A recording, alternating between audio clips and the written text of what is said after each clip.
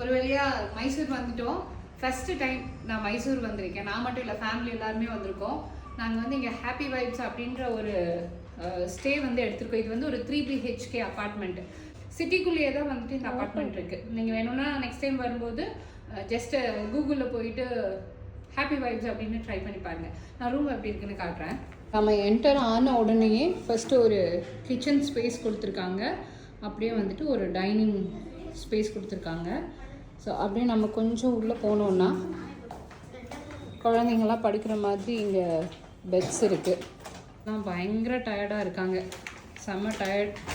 ஏன்னா 2 o'clock start பண்ணது, இப்போ வரைக்கும் அலைச்சல். ஸோ இது வந்து ஹால் ஏரியா, சோஃபா எல்லாமே கொடுத்துருக்காங்க. அடுத்தது வந்துட்டு இங்கே ஒரு பெட் இருக்குது.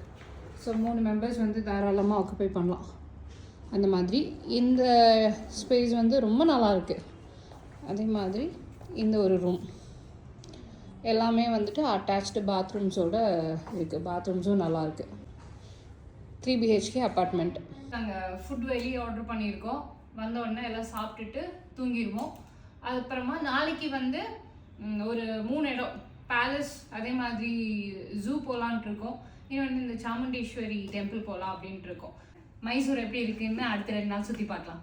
Good night.